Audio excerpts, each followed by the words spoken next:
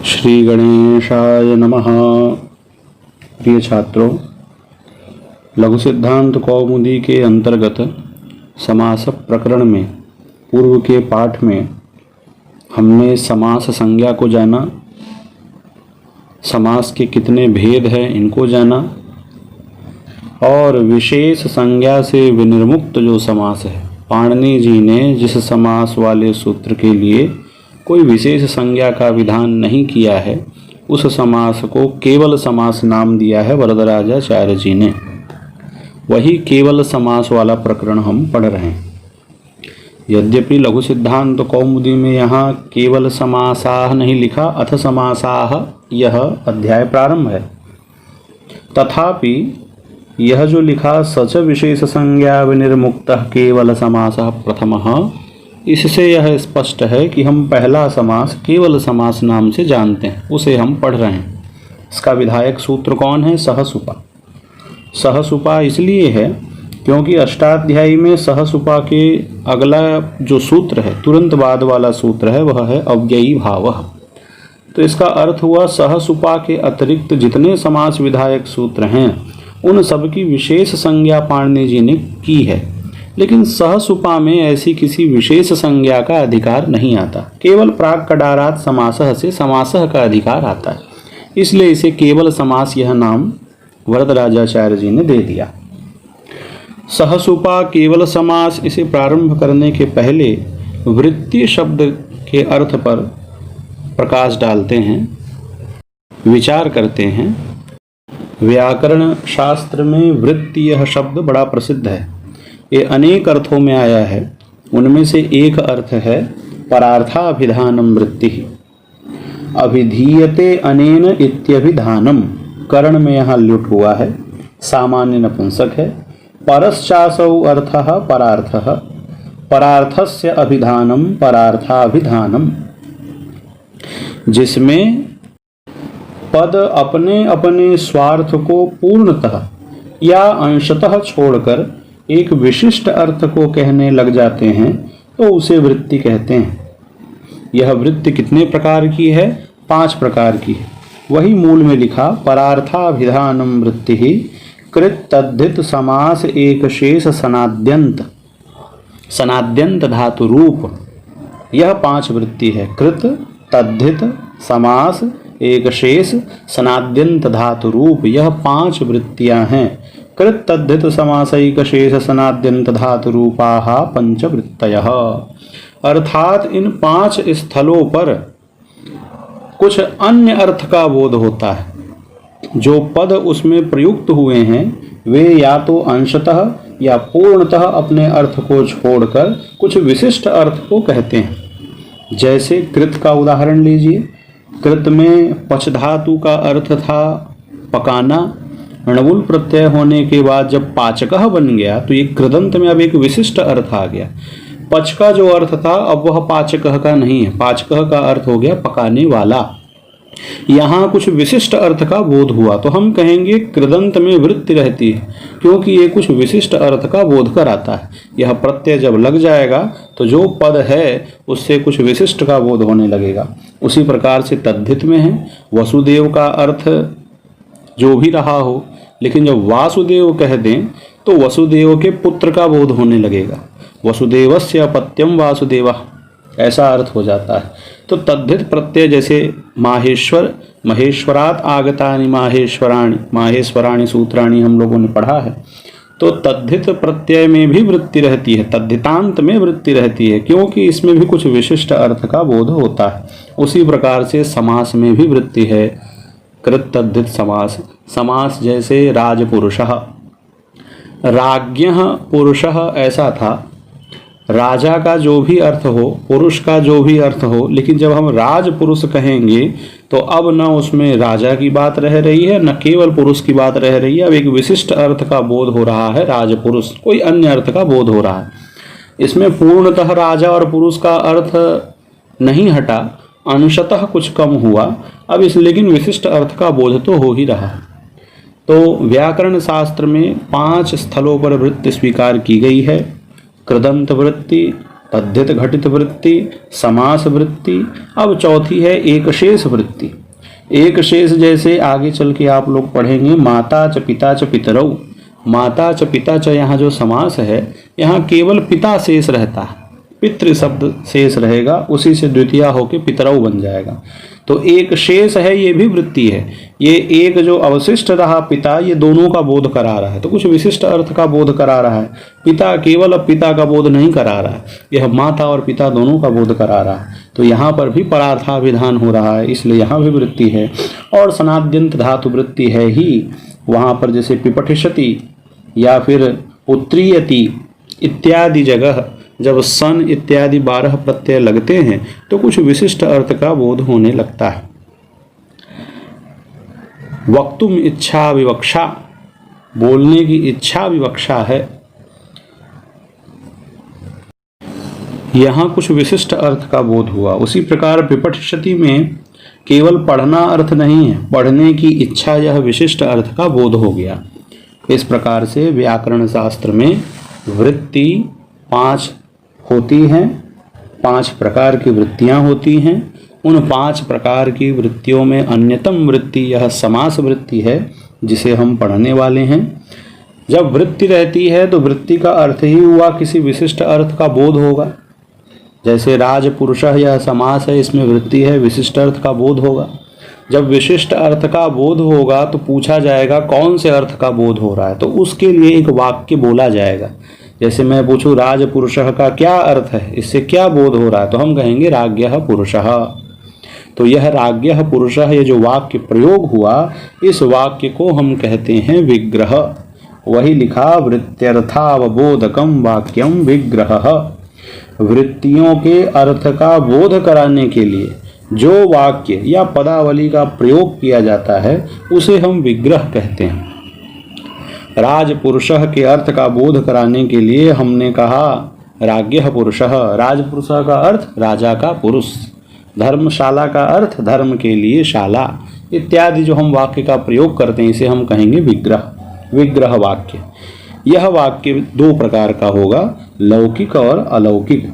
लिखा सच लौकिको अलौकिकश्च इति द्विधा, सच लौकिको लौकिकश्च इति द्विधा।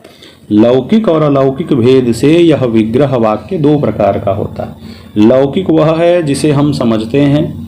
संस्कृत जिस समय लोक भाषा थी उस समय संस्कृत बोली जाती थी, तो राज्ञः पुरुषः का अर्थ समझ में आ रहा है राजा का पुरुष, यह हुआ लौकिक विग्रह। लेकिन एक अलौकिक विग्रह होता है जिसे सामान्य लोग नहीं समझते, जिसे केवल जो व्याकरण पढ़ा है वही समझता है कि राजन में ngस लगा हुआ है और पुरुष में सु लगा हुआ है। लोक में ngस और सु नहीं जाना जाता, इसलिए अलौकिक विग्रह कहा जाएगा, जिसमें प्रत्ययों का विच्छेद करके हम दर्शाएंगे। तो राज्ञः पुरुषः यह लौकिक विग्रह है, और राजन ngस धन पुरुष धन सु यह जो विग्रह है यह अलौकिक है। इस प्रकार से यह सामान्य ज्ञान कराने के बाद अब हम अपने सूत्र पर आते हैं। जो समास करने वाला पहला सूत्र है सहसुपा। सहसुपा, इस सूत्र में सह यह अव्यय पद है, सुपा यह तृतीया का एक वचन है। सुबामंत्रिते परांगवत स्वरे, यह इसकी पूर्व का सूत्र है सहसुपा के। वहाँ से सुप की अनुवृत्ति हो जाती है, तो अर्थ होगा सुप और सुपों के साथ। लेकिन प्रत्यय ग्रहणे तदंत ग्रहणम, यह परिभाषा है। प्रत्यय के ग्रहण से तदंत का ग्रहण होता है, वह प्रत्यय है अंत में जिसके उस पूरे का बोध होता है। तो सुप से हम सुबंत ले लेंगे, अर्थ होगा सुबंत का सुबंत के साथ समास होता है। समर्थः पद विधि से समर्थः की भी अनुवृत्ति आएगी, तो अर्थ होगा समर्थ सुबंत का समर्थ सुबंत के साथ में समास होता है। इस सूत्र को अधिकार सूत्र भी माना जाता है और विधिशुद्ध सूत्र भी माना जाता है। अधिकार सूत्र मानने का फल यह होता है कि सुबंत का सुबंत के साथ ही समास होगा, कभी तिङंत के साथ नहीं होगा। जैसे आगे चल के सूत्र आया द्वितीयाश्रितातीत पतितगतात्यस्त प्राप्तापन्नैः, तत्पुरुष में हम लोग पढ़ेंगे। तो इस सूत्र का अर्थ हो जाएगा द्वितीयांत समर्थ सुबंत का श्रितादि प्राकृतिक सुबंतों के साथ समास होता है। उसी प्रकार से पंचमी भयेन यदि आया तो अर्थ होगा पंचम्यंत सुबंत, भय प्रकृतिक सुबंत के साथ समास होता, इत्यादि इत्यादि अर्थ होंगे। इस सूत्र को विधि सूत्र भी माना जाता है। विधि सूत्र मानने का फल क्या होगा कि कोई समास लोक में प्रचलित है और शिष्ट सम्मत है, परंतु उसका कोई विधायक सूत्र यदि नहीं मिल रहा है तो इस सूत्र से समास कर लिया जाता है। समास का कोई विशेष नाम नहीं है, इसलिए इसे केवल समास या सुपसुपा समास भी कहा जाता है। तो सहसुपा सूत्र का अर्थ हुआ कि समर्थ सुबंत का समर्थ सुबंत के साथ में समास होता है। उदाहरण देखिए, भूतपूर्वः पहले हो चुका हुआ, यह इसका अर्थ है। भूतपूर्वः यह समास हमें करना है। इसका विग्रह वाक्य है पूर्वम भूतः, जो पहले हुआ है, पूर्वम भूतः। भूतपूर्वः इस समस्त पद का अर्थ यदि किसी ने हमसे पूछा तो हमने बताया पूर्वम भूतः, तो ये पूर्वम भूतः कहलाया विग्रह वाक्य। ये लौकिक विग्रह है क्योंकि इसमें लोक में जो संस्कृत भाषा बोलते हैं उन्हें ये समझ में आ रहा है। लेकिन इसका अलौकिक विग्रह क्या होगा? पूर्व अम भूत सु। जब हमने पूर्वम इसमें विभक्ति को अलग कर दिया, प्रत्यय को अलग कर दिया, तो अब ये अलौकिक विग्रह हो गया, क्योंकि इसे लोक में हर कोई नहीं समझेगा। यदि किसी सामान्य व्याकरण न पढ़े हुए व्यक्ति से कहा जाए कि रामः में राम से सु प्रत्यय आया तब बना है, तो उसे समझ में नहीं आएगा। जो व्याकरण पढ़ा है उसे पता है कि प्रत्यय क्या है, प्रकृति क्या है। लोक में तो सिर्फ भाषा बोली जाती है। तो पूर्वम भूतः यह हुआ लौकिक विग्रह, पूर्वम भूत सु यह हुआ अलौकिक विग्रह। अब सहसुपा से यहाँ पर समास संज्ञा हो जाएगी। ध्यान रहे, समास संज्ञा अलौकिक विग्रह में ही होती है। पूर्वम भूत सु, इस पूरे की यहाँ पर सहसुपा से समास संज्ञा हो गई, क्योंकि समर्थ सुबंत है पूर्वम, उसका समास हो रहा है समर्थ सुबंत भूतः के साथ।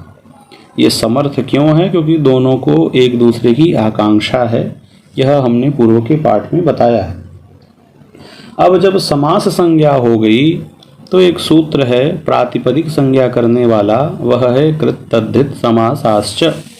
कृदंत की, तद्धितांत की और समास की प्रातिपदिक संज्ञा होती है। पूर्व अम भूत सु, जब इसकी समास संज्ञा हो गई तो समासत्वात् यहाँ इसकी प्रातिपदिक संज्ञा भी हो गई। पूर्व अम भूत सु, यह पूरा पूरा प्रातिपदिक बन गया। जब इस पूरे की प्रातिपदिक संज्ञा हो गई तो एक सूत्र आया सुपो धातु प्रातिपदिकयोः। यह आप नाम धातु प्रकरण में, इसी लघु सिद्धांत कौमुदी में यह सूत्र आया है। वह सूत्र कहता है कि धातु और प्रातिपदिक के अवयव सुपों का लुक होता है। हम जानते हैं किसी भी शब्द की यदि प्रातिपदिक संज्ञा होती है तो उससे परे फिर सु इत्यादि विभक्ति आती हैं।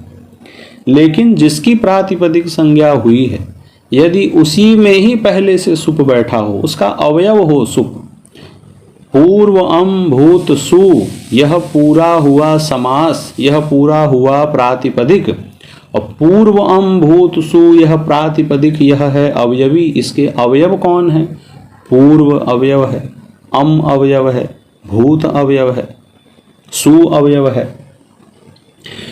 अवयवी के अंतर्गत अवयव होते हैं। यदि पूर्व अम भूत सु इस पूरे को हम अवयवी मान लें तो इसके अवयव हुए पूर्व अम भूत और सु। तो सुपो धातु प्रातिपदिकयोः कह रहा है, यदि धातु और प्रातिपदिक में अवयव सुप हैं तो उनका लुक हो जाता है। तो पूर्व अम भूत सु में जो अवयव सुप हैं, अम और सु, इन दोनों का लुक हो जाएगा। तो मूल रह गया पूर्व और भूत, अम और सु इस सूत्र से चला गया सुपो धातु प्रातिपदिकयोः से। अब जब पूर्व और भूत यह स्थिति है तो संशय होता है, प्रश्न होता है कि यहाँ कौन से पद का पूर्व में प्रयोग करें। पूर्व भूत ऐसा ही रहने दे या भूत को पहले कर दें, पूर्व को बाद में कर दें? इसका कोई नियामक होना चाहिए। तो आगे चल के अव्ययी भाव प्रकरण में आप एक सूत्र पढ़ेंगे, उपसर्जने पूर्वम समासे उपसर्जनम प्राक प्रयोज्यम। जब भी कहीं समास होगा तो समास में किस पद का पूर्व में प्रयोग करना है उसके लिए यही सूत्र वहां जाएगा। जिसकी उपसर्जन संज्ञा हुई हो उसे आप पूर्व में प्रयोग कर दें, यह नियम है। कहीं पर भी समास यदि हो रहा है और विभक्तियों का लुक हो गया है, कम से कम 2 पदों में समास होगा, तो उन 2 पदों में से किस पद का पूर्व प्रयोग करें, इसका नियामक एक सूत्र है। जिसकी उपसर्जन संज्ञा होगी उसका पूर्व में प्रयोग कर दें। अब प्रश्न यह हुआ कि उपसर्जन संज्ञा किससे होती है, तो सूत्र है प्रथमा निर्दिष्टम समास उपसर्जनम। यह भी अव्ययी भाव प्रकरण में आप लोग पढ़ेंगे। समास शास्त्रे प्रथमा निर्दिष्टम उपसर्जन संज्ञम स्यात्। समास शास्त्र में, समास शास्त्र माने समास करने वाले सूत्र में, समास संज्ञा करने वाले सूत्र में जो प्रथमांत पद होगा, उस प्रथमांत पद से जो निर्दिष्ट होगा उसकी उपसर्जन संज्ञा हो जाएगी। यहाँ समास किस सूत्र से हो रहा है, सहसुपा सूत्र से हो रहा है। सहसुपा में प्रथमांत कौन है, देखा जाए तो ये सह भी नहीं है, सुपा भी नहीं है, लेकिन ऊपर से सुप की अनुवृत्ति आती है, वह प्रथमांत है। तो जो सुप है इन दोनों में से उसी का पूर्व प्रयोग हो जाएगा। अब यहाँ दोनों ही सुप हैं, दोनों ही सुबंत हैं। पूर्वम यह भी सुबंत था और भूतः यह भी सुबंत था, तो दोनों में से किसी का भी प्रयोग हो सकता है। अतः यहाँ फिर से संशय हुआ, तो सामान्यतया तो भूतपूर्व भी बनना चाहिए था, पूर्वभूत भी बनना चाहिए था, लेकिन पाणिनि जी ने एक सूत्र बनाया 5वें अध्याय के 3रे पाद में, 53वां सूत्र है भूतपूर्वे चरट। यहाँ पर पाणिनि जी भूतपूर्वे ऐसा प्रयोग कर रहे हैं, इस समास में अपने से भूतपूर्व कहा है। तो पाणिनि सूत्र के अनुसार भूत शब्द का आचार्य ने जब पूर्व निपात किया है तो हम भी यहाँ भूत शब्द का पूर्व निपात कर लेंगे और भूत को पहले रख लेंगे। भूत धन पूर्व, बीच में कोई संधि प्राप्त नहीं है, भूत पूर्व यह हुआ। और ये इसकी प्रातिपदिक संज्ञा हमने समासत्वात् की ही थी। भूतपूर्व ये संपूर्ण प्रातिपदिक है। आप कहेंगे नहीं पूर्व अम भूत सु, इसकी प्रातिपदिक संज्ञा की थी।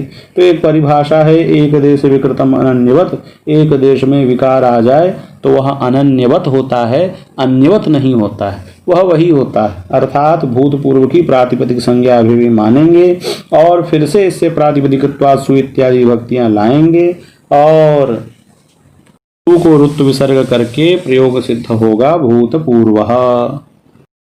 यही सारी बातें यहाँ मूल में लिखा। अब मूल पंक्ति देख लीजिए। सह सुपा यह सूत्र है, सुप सुपा सहवा समस्यते। सुप का सुप के साथ अर्थात समर्थ सुबंत का समर्थ सुबंत के साथ में विकल्प से समास होता है।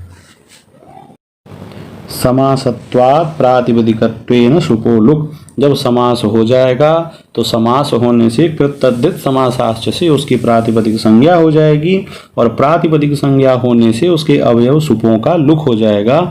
यह मूल में केवल एक पंक्ति से बता दिया, उसके विधायक सूत्र आप लोग जान चुके हैं। समास संज्ञा हो गई सहसुपा से, प्रातिपदिक संज्ञा हुई कृतद्धित समासाश्च से और प्रातिपदिक से के सुपों का लुक हुआ सुपो धातु प्रातिपदिकयोः से। परार्थाविधानम वृत्ति यह हमने पढ़ लिया। कृतद्धित समास एक शेष स्नाद्यंत धातु रूपा है, 5 वृत्तियां होती हैं। वृत्ति के अवबोधक वाक्य को विग्रह कहा गया। वृत्त्यर्थावबोधकम वाक्यम विग्रह, विग्रह 2 प्रकार के होते हैं, सच लौकिको अलौकिकश्चेति विधा। और पूर्वम भूतः यह लौकिक है, पूर्व अम भूतसु यह अलौकिक विग्रह है और भूतपूर्व यह सिद्ध हो गया। क्यों? तो भूतपूर्वे चरट इति निर्देशात् पूर्व निपातः। पाणिनि जी का सूत्र है भूतपूर्वे चरट। इस सूत्र में उन्होंने भूतपूर्व प्रयोग किया है, पूर्वभूत नहीं किया है, इसलिए हम भी उसी के अनुसार भूत का पूर्व निपात करके भूतपूर्व इसकी सिद्धि कर लेंगे। अब एक वार्तिक और है जो यह समास करता है, केवल समास, वह है इवेन समासो विभक्त्य लोपश्च। इसका अर्थ है सुबंत शब्द का, किसी भी सुबंत का इव शब्द के साथ समास होता है परंतु उसमें विभक्ति का लोप नहीं होता।